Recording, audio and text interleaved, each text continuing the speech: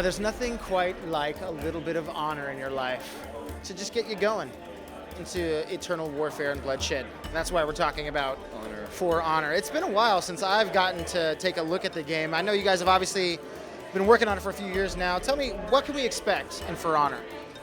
Everything. All the things. We've got multiplayer. We got a whole bunch of multiplayer here. We're showing you 5 modes. We got 12 hero types we're showing. We've got a full campaign story mode. We've got a ton of customization. We got progression. It's a shooter with swords, man. I don't know what to tell you. So making a shooter with swords, it doesn't sound like the easiest thing to do. How are you guys sort of perfecting that and making it work correctly? It's been a long road. We started with the core of it. We started with that fight system, right? This art of battle combat system over multiplayer. Right? Wanted to be sure that we got it right in multiplayer first, right? And then we sort of expanded out from there and added all new types and added the campaign and added these pieces to it, right? Sort of built out from the center of that core dueling mode, right? And it's just been a process of iteration. We have weekly playtests on the floor. I've been playtesting this thing for, it's getting to be 4 or 5 years now. It's a long time. Right? We just play it all the time.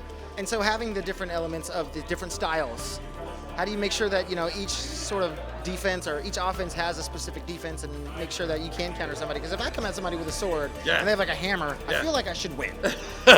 Unless they're faster, more skillful, right? They block that wing, right? You start with a solid theory, right? So we build up a kind of a matrix and sort of a design theory around how. Wait, you guys created the Matrix? I can't actually take credit for that, but yes. I'm gonna say you did. It's fine. Yes, that's what happened. Yes.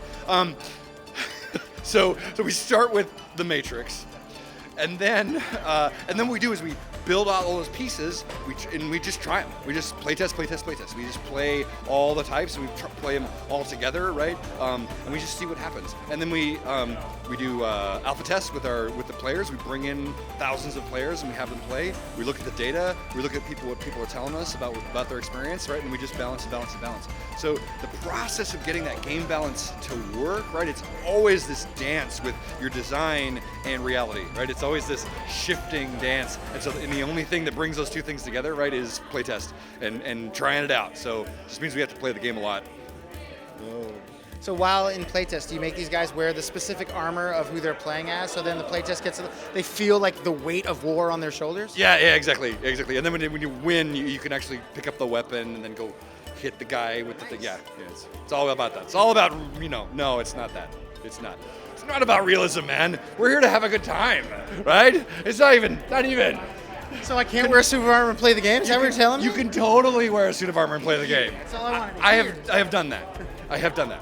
So I can assure you can do that. In fact, I think you should. Always. I mean, Knight, Viking, or Samurai.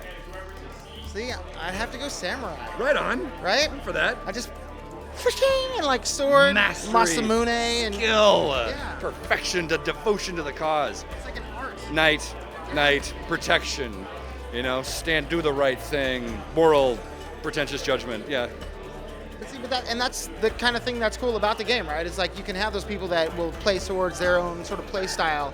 They might not want to try something new, but when they do, they get opened up to this whole new world of combat and strategery. That's the plan. The whole goal of this game is to bring that feeling of melee combat, how it feels when we pick up a weapon like this, and put it right into your couch, right, in your living room, right, through the controller, right, give you those emotions of real battle, right? Because I feel like they've been missing in the games that I grew up with, right? And this one is really all about that. It's about making you feel the way that I feel when I put these armor and weapons on and do it in real life. Did I? I didn't admit that. I did admit that. I was gonna say, I think you pretty much did admit that. But that's okay. Was this rolling? Are we filming? No, it's just between you and me. Nobody will know. I won't tell anyone your secrets. That's cool. So tell me a little bit about sort of the period that you guys have chosen. I mean, like, it obviously starts at a place where there's not going to be machine guns and crazy gunfire. Right. What's special about this, where that hand-to-hand combat was a big physical thing and it was a huge part of it? So first, it's not really a historical game, right? Like, samurai didn't attack Vikings in a historic. That didn't happen. So what? No, This is based on fiction? Wow, this is really embarrassing. My whole childhood is just like. Sorry. I thought it was the samurais, knights fighting. I didn't want you to find out like this, man, but Okay, look. So it turns out there's this whole continent and like mountains between. It didn't work out that way. Yeah. So we just said, fuck it. It did. And we created this sort of look through the looking glass world, right? Where you step through the warrior looking glass, and now we're in a world where the knights and Vikings and the samurai are all in the same battlefield, and we're fighting together, right? And you were talking about eras in time, right? Well, it's really up until the gun came in and messed everything up, right? Like that's, the armor is really the heart of that heavy armor is the heart of the fantasy. These weapons are super cool, right? As soon as you start pulling out gunpowder, everything falls apart for me, right? So we've crafted a world where it's been 1,000 years of combat, right? There was this great collapse, and now we've been rebuilding out of that period, right? And now we're reaching this era where we have these amazing weapons, this amazing armor, amazing gear, but we don't have any of the long range stuff because range combat is not what we're doing here. Nobody cares about range combat. So what would you say, for the people who might not be familiar with For Honor, what would you say is the most exciting thing that they might not know about? It is so if you play Melee games and if you had that experience of like pushing buttons and killing guys, right? This experience is so much more immersive, so much more real. People say to me again and again when they put the controller down, they go, "Man, I think that's what sword fighting would feel like.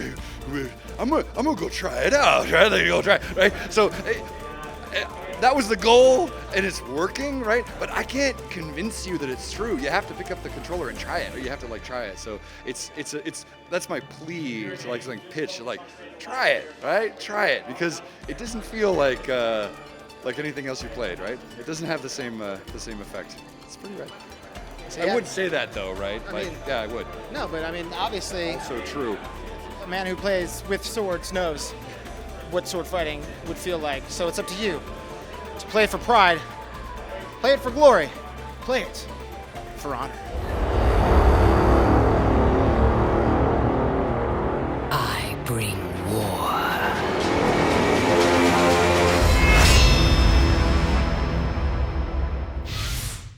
Hey, thanks for checking out that video on our EPN channel. It's just one small part of the things that we make around here. So if you liked it, don't forget to check out some of our other vids and hit that subscribe button.